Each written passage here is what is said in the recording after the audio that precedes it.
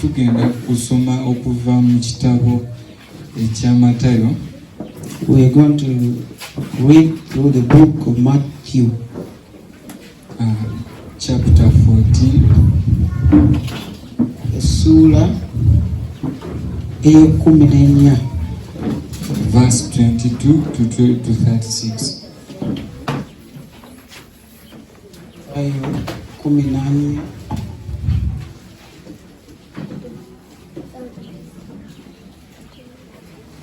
Matthew chapter 14, verse 22 to 36.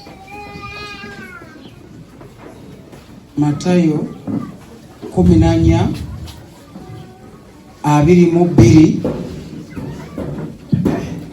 paka sura yonna 36. Matayo 14 22 paka 36 agamba bw'ati. Matthew 14:22 36. Immediately he made the disciples get into the boat and go ahead of him to the other side, while he sent the crowds away. After he had sent the crowds away, he went up on the mountain by himself to pray. And when it was evening, he was there alone. But the boat was already a long distance from the land, battered by the waves, for the wind was contrary. And in the fourth watch of the night, he came to them, walking on the sea. When the disciples saw him walking on the sea, they were terrified and said, "It is a ghost." And they cried out in fear. But immediately Jesus spoke to them, saying, "Take courage, it is I, do not be afraid." Peter said to him, "Lord, if it is you, command me to come to you on the water." And he said, "Come." And Peter got out of the boat and walked on the water and came toward Jesus. But seeing the wind, he became frightened, and beginning to sink, he cried out, "Lord, save me." Immediately Jesus stretched out his hand and took hold of him and said to him, "You of little faith, why did you doubt?" When they got into the boat, the wind stopped, and those who were in the boat worshipped him, saying, "You are certainly God's son." When they had crossed over, they came to the land Gennesaret. And when the men of that place recognized him, they sent word into all the surrounding district and brought to him all who were sick, and they implored him that they might just touch the fringe of his cloak. And as many as touched it were cured. We see in the scriptures here nga Yesu aleka abayigirizwa bwe bali bamaze okukuŋŋaana n'ekibinja. Jesus leaving the disciples as they had gathered. N'abateeka mu lyato. He put them in the boat. Ne bagenda. And they went. Mukama waffe yeebazibwe. Amen. Wamala okubateeka mu lyato ne batandika okuseeyeeya. After putting them in the boat and they started to move, n'agenda ku lusozi. He went on the mountain. N'asaba. And he prayed. Ekisinga kwewuunyisa mu nnyini. What amazes you most? Abayigirizwa baali bagenze. The disciples had left. Okuva ku lubalama lw'ennyanja. They had left the shore. Mukama waffe yeebazibwe. Amen. Nga Yesu bamuleseewa ku lubalama lw'ennyanja, bo bali mu mazzi batandise okuseeya. They were sailing. They had left Jesus on the land. Then awo Mukama we yava mu kusaba that when the Lord finished praying ekiro ekyo that night, n'atambula ku mazzi ng'agenda gye bali. he walked on water going to see them. Abayigiriza bwe baamulaba When the disciples saw Jesus, kyabeewuunyisa nnyo they were so amazed, kubyamu terrified. akafaananyi Imagine omuntu gw'olese ku lubalama lw'ennyanja someone you left on the shore. oli kumulaba ng'atambula ku mazzi. You are in the middle of the sea and you see him walking, coming to your side. Tali mu lyato He's not in a boat, naye ali kutambula nga wonna atambula ku ttaka. but he's making the sea look like land. He's walking on land. Amazima kyewuunyisa. Truly, it amazes. Abakkiriza bo tebakikkiriza nti oba kituufu ye. They were believers, but they couldn't believe it if it was him. Abagamba kirabika ogw'omuzimu. They said, maybe it's a demon. Kirabika ogw'omuzimu. I think it's a demon. Tayinza kubanga yeye. He can't be the one. Mukama waffe yeebazibwe. Amen. Olw'okuba baali tebakisuubira era baali tebakirabangako. Because they were not expecting it, they'd never seen it before. Era baali tebakkiriza nti kiyinza And they were not believing that it would happen. Mukama waffe yeebazibwe. Amen. Olina ebintu by'olaba mu nsi n'ogamba nti The kino things kituusewo naye you see kisooka kutuukawo. in the world happening, and then you say, even this one has happened, this looks to be impossible. Naye nga kituufu kituuseewo. And they tell you, and you say, is it really true that it has happened? Nga naawe tokikkiriza nti kituufu kiyinza Even yourself, you can't believe that it can happen. okutambula kwa Yesu ku mazzi kyali kyama. Jesus walking on water was something difficult. Kyali kyamagero eri abayigirizwa. It was a miracle to the disciples. Naye nga ye But to him, yakirabanga ekintu ekya bulijjo. it was a usual, normal thing to him. Olw'okuba ye yalina okukkiriza nti asobola okukikola. Because he had faith that he could do it. Kati tulaba Peter So we see Peter here ng'agamba nti nedda saying no. oba nga kituufu gwe Mukama waffe Yesu Kristo. If you are our Lord Jesus Christ, Ngamba nzije gy'oli. command me and I'll come to you. Yesu n'amugamba jangu. And Jesus told him, come to me. Bwe yamugamba jangu, When he was told to go towards Jesus, Peter n'ava mu lyato and Peter left the boat n'alinnya ku mazzi and he stepped in the water n'atandika okutambula. and he started to move. Amaaso ga Peter yali agateese ku Yesu. His eyes were focused on Jesus. Mukama waffe yeebazibwe. Amen. Yali agateese kwani? Where? Jesus. Naye Peter we yawulira embuyaga n'atunula But embuyaga when gy'eva. Peter heard the storm coming and he turned his eyes and looked at the storm, Ekyawandiikibwa kigambye yakola atya? the scripture said, what happened? Yatandika okubbira. He began to sink. Mukama waffe yeebazibwe. Amen. Kati olunaku olwaleero So today, mu kaseera kano and this very time, njagala twogere ku kukkiriza. I want us to talk about faith. Mukama waffe yeebazibwe. Amen. Ye Katonda yalina okukkiriza nti nsobola okutambula era nga God kyaberiye. had faith that he could walk on water and he did it. Mukama waffe yeebazibwe. Amen. Ne Peter Even Peter, we yamubuuza nti Mukama wange obanga kituufu ye ggwe. when he asked him if truly you are my God, Ngamba nzije. command me to come to you and I'll come. N'amukkiriza okujja. And he accepted him to Mu go. kaseera ako amaaso ge yali agateese ku Yesu, okukkiriza kwe yali akkiriza nti nga Yesu waŋŋambye In that time, his eyes were focused on Jesus. nsobolera ddala nange okutambulirako ne ngenda gy'ali. That as Jesus has commanded me, I can move towards him. Naye tulaba nti embuyaga wejja, But we see when the storm comes, okukkiriza kwe kwateteeganyizibwa. his faith began to shrink. Era mu kaseera ako kennyini n'atandika okubbira mu mazzi. And we've seen that very time he began to sink. Mukama waffe yeebazibwe. Amen. nga tetunagenda wala okukkiriza kyeki. Before we move further, what's faith? Yes, our brother.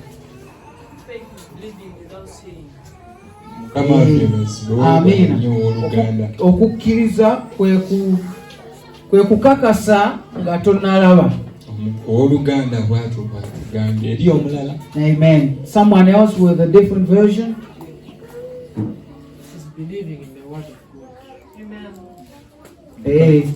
N'okuyikiriza mu kigambo kya musengwa. Weebale nnyo musumba. Amen. Thank you, Pastor. Mukama waffe yeebazibwe. Amen. Mu kaseera kano leka tugende mu Hebrews chapter 11 verse 1. This time let's go to Abebbulaniya. Tulabe yo egamba etya ku kukkiriza. Bayibuli yo ennyonnyola okukkiriza. The Bible explains faith. 11 chapter 11 verse 1. Hebrews chapter 11 verses 1. Okukkiriza kye kinyweza ebisuubirwa, kye kitegeereza ddala ebigambo ebitalabika. Mukama waffe yeebazibwe. Amen. Bayibuli bwetyo bwekirambika. That's how the Bible explains it. Mukama yeebazibwe. Amen.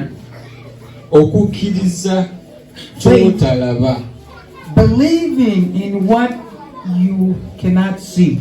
Mukama waffe yeebazibwe. Amen. Version y'Oluzungu egamba. The English version says, Now faith is confident in what we hope for and assurance about what we don't see.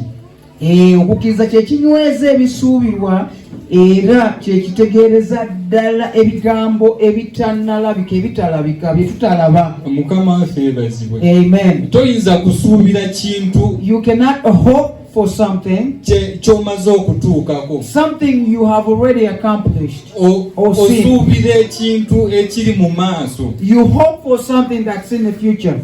Nsuubira nti we bunajjaawo ngenda kubeera bwe nti. I hope that in the time to come I'll be like this. Mukama waffe yeebazibwe. Amen. Nti Bayibuli ennyonnyola The Bible explains nti okukkiriza kwe kubeera n'obuvumu that faith is having the confidence mu kusuubira. in hoping. Mukama waffe yeebazibwe. Amen.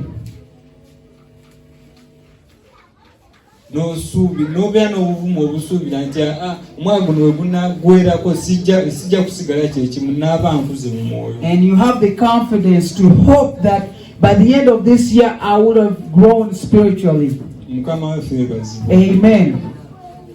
Era neeyongera negamba nti and assurance about what we don't not see.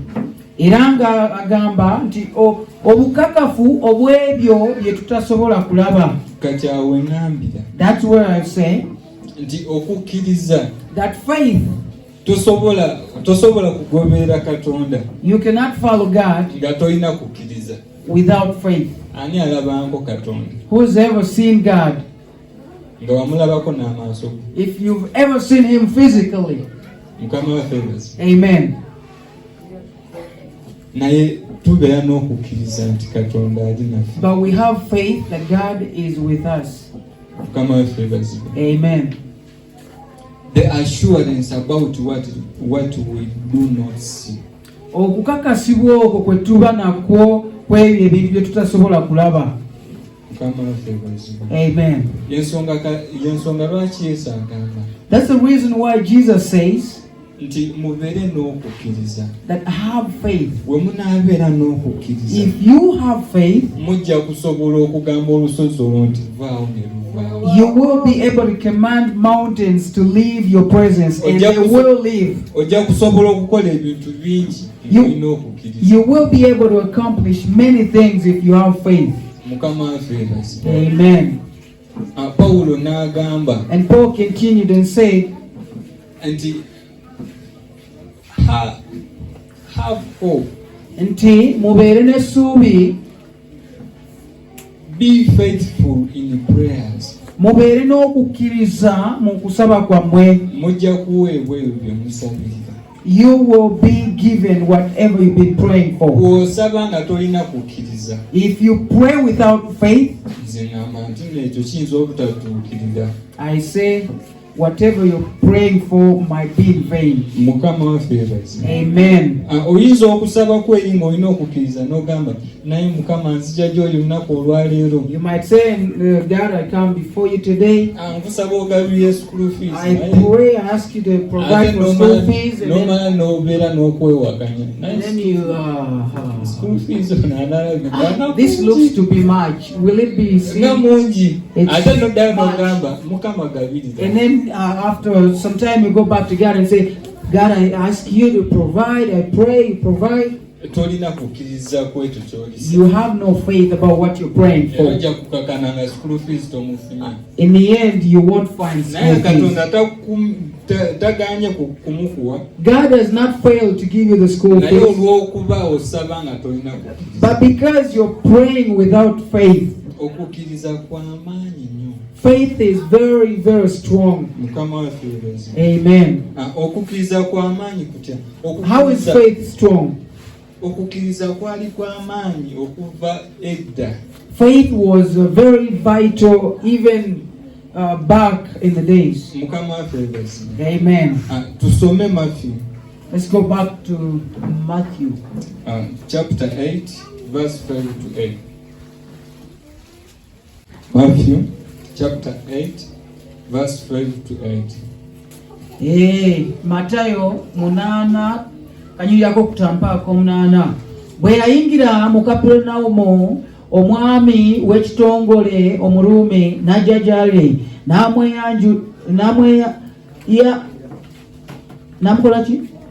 n'amwegayirira n'amugamba nti mukama wange, omulenzi wange agalamidde mu nnyumba, akoozimbye abonaabona kitalo. N'amugamba nti najja ne muwonya. Omwami w'ekitongole Omuruumi n'addamu n'amugamba nti mukama wange, sisaanira ggwe okuyingira wansi w'akasolya kange, naye yogera kigambo bugambo, mulenzi wange anaawona. Mukama waffe yeebazibwe. Amen. Tulaba omusajja ono We see this man, okukkiriza kwe yalina the faith he had. just yali yeetaaga kwogera ne Yesu Kristo. He only needed to speak to Jesus Christ. Awulire ekigambo ekiwonya okuva eri Yesu Kristo. So he could just hear the healing word from Jesus Yeetaaga Christ. just kigambo Yesu ayogere. Only a word spoken by Jesus was enough for him. Omuntu asobole okuwonyezebwa. So his child could get healed. Tulaba omusajja ono nti yalina okukkiriza. We see this man had faith. Yagamba nti nze sisaana kubeera wansi w'akasolya k'ennyumba ye. He said, I'm not worthy for you to be under my roof. Just yogera bwogezi kigambo. But just speak a word Omuntu wange anaawonyezebwa. so my child will be okay. Mukama waffe yeebazibwe. Amen. Nga bw'onaagendayo omusawo Just like you can go to a doctor n'omugamba nti nze seetaaga kunkuba mpiso. and you say, I don't need to be injected. Just mpayambako ebintu. Just give me some tablets. Mukama waffe yeebazibwe. Amen. Tumanyi nti no bwe bakuba empisaawo owona mangu mpozi eddagala litambula. We know when they inject you, you heal faster. Naye gw'olina okukkiriza nti amakenda gokka gagenda kuwona. But you have faith that only tablets will be enough for you. Mukama waffe yeebazibwe. Amen. N'omusajja ono bwe yali. Even this man was in the same way. Mukama waffe yeebazibwe. Amen. Okukkiriza Faith kututuusa ku buwanguzi. reaches us on victory. Okukkiriza Faith, osobola okukola ebintu naawe by'otasuubira. we can do great things if we have faith. Just kukkiriza bukkiriza. Only faith Kijja kutuukiriza. that it will come true. Mukama waffe yeebazibwe. Amen. Tulaba abantu bangi abakola ebintu ebyewuunyisa. We've seen many people who did amazing things, naye nga bakozesa kukkiriza. but it all began with the faith they had. kyova Pawulo agamba That's why Paul encourages people nti mugere n'okukiriza that have faith, nga ab'edda bwe baalina, just as our descendants. olwo bye mwagala bijja kutuukirira. So everything you hope for will come true. Leka tusome Hebrews chapter 11. Chapter 11 verse 4.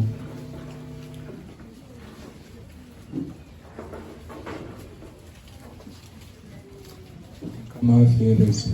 Amen. By faith, Abel brought God a better offering than Cain did.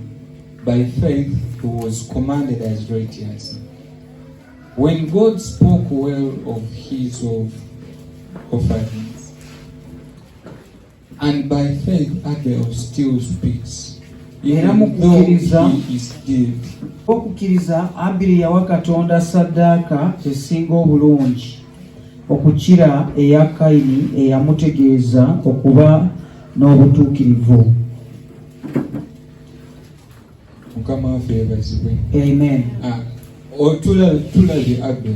We've seen Abel, Nti okukkiriza kwe that his faith kwamuweebwa obutuukirivu. brought him righteousness. Yalina okukkiriza n'awaayo saddaaka ennamu. He had faith and he gave a living sacrifice to God, okusingako Cain. better than his brother Cain. Era okulw'okukkiriza And because of faith again, Katonda n'amuwa obutuukirivu. God gave him righteousness. Ate nga siyo yekka. Not only Abel. Bwe tusoma olwokutaano olunyiriza When we read verse 5 mu nsi yennyini ey'ekumi in 11th verse, olugamba nti if that says, by faith Enoch was taken from this life, nti olw'okukkiriza Enoka yatwalibwa so that he did not experience death.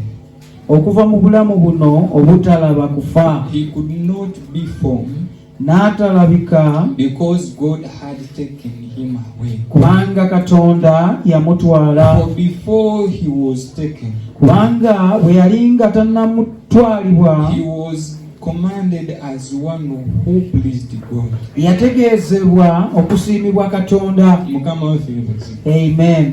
Gwe nga woofa ne bakuziika, Just as you die and you're buried, Enoka ye teyafa. Enoch didn't die. Naye kiki ekyamutuusa ku ekyo? But what reached him on that extent? Okukkiriza kwe. Because of his faith. Era Katonda And God yasanyusa nnyo Katonda ku lw'okukkiriza kwe. God was pleased by Enoch's faith. Ekyo tuyigamu ki? What do we learn from that? Nti bwe tubeera n'okukkiriza That if we have faith, tusanyusa Katonda we please God. era asobola okutukozesa ebintu And bingi. He can use us in many, many things. Mukama waffe yeebazibwe. Amen. Ate nga siyo yekka. Not only Him, Bwe tusoma olunyiriri olw'omusanvu if we continue in verse 7, nate era batuwa omusajja they give us omulala. another man. Era olunyiriri olugamba And it says, nti by faith Ah. Noah, when he warned about things not yet seen, olw'okukkiriza Nowa bwe yalabulwa Katonda ku bigambo ebyali bitannalabika, in holy fear built an ark to save his people. mu kutya Katonda obulungi n'asiba eryato. By his faith he commanded the world and became heir of the righteousness that is in keeping with faith. Era olw'okukkiriza n'afuuka alagira ensi okutumibwa Katonda. Mukama waffe yeebazibwe. Amen. Tulaba omusajja Noah. We see this man Noah. Katonda amugamba nti amataba gajja. God told him the floods were coming, naye zimbayo eryato. but He told him to build an ark. Amugamba okuzimba eryato Noah tanalaba yadde ku mataba. He tells him to build an ark, but Noah had not Naye seen yalina the, okukkiriza nti amataba gali kujja. but he had faith that the floods would come. N'azimba eryato n'akola ekyo And Katonda he built the kyamugamba. ark just like God had commanded him to do. Okukkiriza kwe nakwo Noah is talked about his faith. kwawonyawo ebintu ebyo bye yateeka. And his faith liberated many things during his time. awo netuyigamu ki What do we learn from that? nti bwe tubeera n'okukkiriza That if we have faith, oyinza okubeerako owooluganda gw'owonya. you would heal a brother. Mukama waffe yeebazibwe. Amen. Bw'obeera n'okukkiriza If you have faith, oyinza okuwonya abaana bo, oyinza okuwonya you ebintu. will give a chance. You will heal your children or give them a chance to survive. Mukama waffe yeebazibwe. Amen. Waliwo abantu abalafuubanye n'obulwadde oba embeera yonna mu bulamu. There are people who have been struggling with sickness and many difficulties in their lives. naye nga beetaaga okukkiriza But they need faith in order to overcome that. bakkirize nti ekyo si kye bali. To believe that that's not who they are. Katonda abawonya okuva eri embeera. God can heal them out of that circumstance. nga teyeetaaga nti asabe nnyo atuyane. When they really don't need like to pray a lot and sweat, naye just okubeera n'akaseera n'asirikira mu but maaso ga Mukama. just having a small time, a quiet time with the Lord, n'abeera n'okukkiriza nti nedda and develop that faith and say, no, newankubadde maze emyaka 3 nga sizaala even though I've been barren for 30 years, nze siri mugumba. I'm not a barren person. ekyo kyokka nga Mukama kiyeetaaga. Maybe God just needs only that to change her life. okukkiriza nti yadde maze emyaka gino nga To have that faith that even though I haven't bear children all these years, siri mugumba era nsobola n'okubeera n'omwana. I'm not barren and I can have children. Mukama waffe yeebazibwe. Amen. So kati twagala tulabe So we want to see, Yesu ayogera atya ku kukkiriza what does Jesus say about oba faith? asomesa atya ku kukkiriza. Or what is he teaching about faith? Leka tugende mu Luuka. Let's go and look.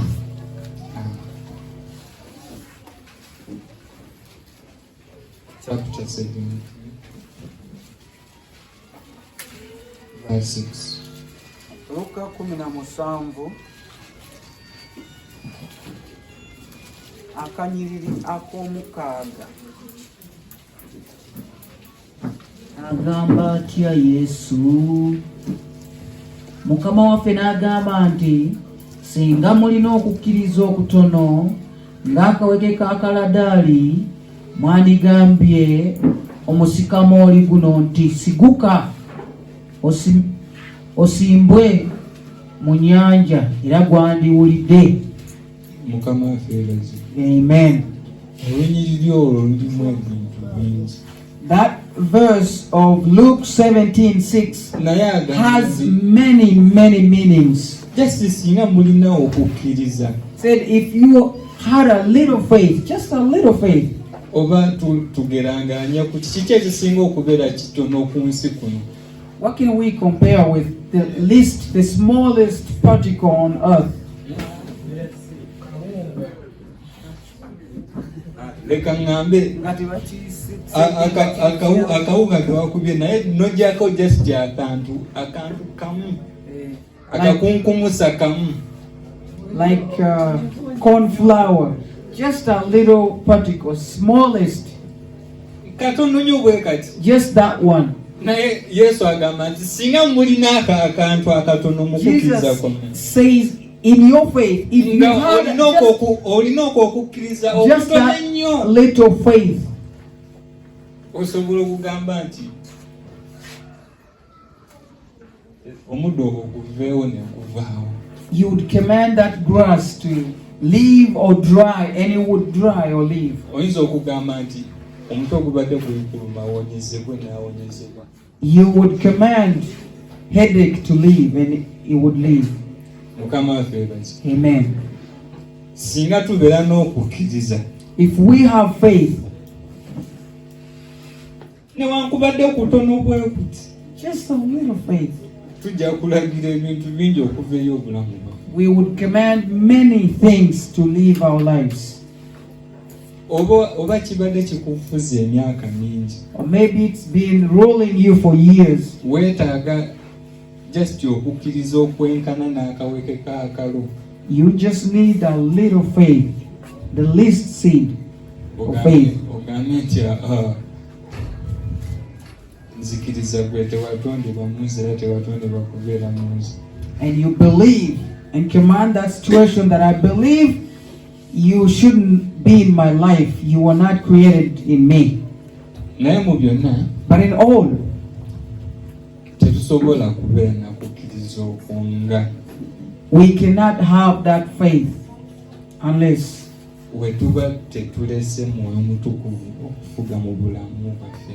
we don't allow the Holy Spirit to lead our lives. Mukama waffe yeebazibwe. Amen.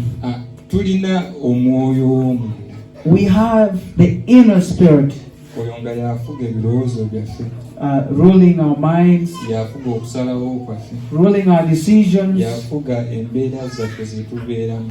ruling all our circumstances that we are in every day. Naye we tuleka mwoyo mutukuvu But n'afuga, if we let the Holy Spirit lead, ne tutaleka oyo mwoyo ali munda muffe nga ffe afuge, and we don't give a chance to our own mind to lead, kuba oyo yasalawo mu bulamu bwaffe nti ngenda kukola kino, because he decides in our life that I'm going to do this, then akamwa nako ne kagamba ngenda kukola kino, and the mouth also say, I'll do this. ngenda kubeera n'okukkiriza, I'll have faith, akamwa nako ne kagamba. and the mouth will also speak, I'll have faith. Ali munda mu ggwe yatuma, The one inside you will send a message. then bano abasigaddewo babeerawo okukola. Then others will just be there to work, to do.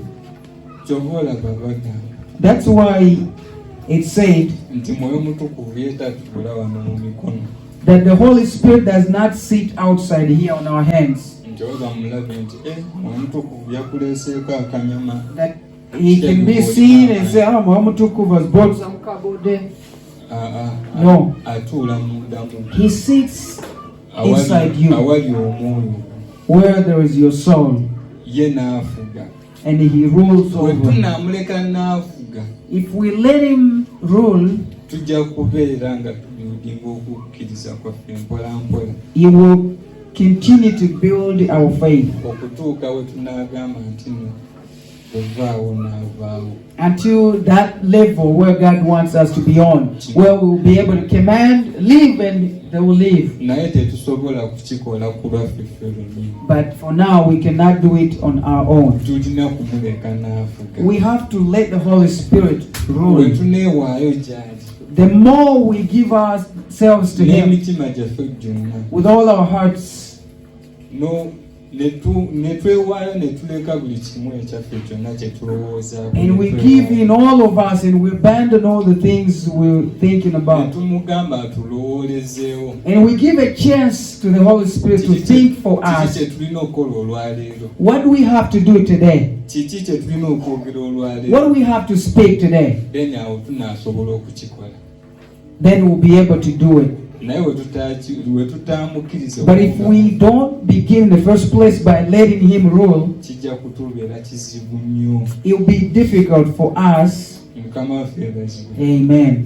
Okaluubirizibwa okusoma Bayibuli, It's difficult for you to read the Bible. okaluubirizibwa okusaba, You have a challenge in praying lwakuba tetunnamuleka afuge mu bulamu bwaffe. because we've not completely given Him a chance to Naye rule our we lives. tumuleka n'afuga, But when we give Him the chance to rule our lives, egyo gy'emirimu gye, that's His job. okujjukiza nti olina okusoma Bayibuli, To remind you that you have to read the Bible. okujjukiza nti olina okwogera kino, To remind you that you have to speak these words. okujjukiza nti ekyo tolina kikola, To remind you that you shouldn't do that. olina kukola kino. You have to do this one here. Mukama waffe yeebazibwe. Amen.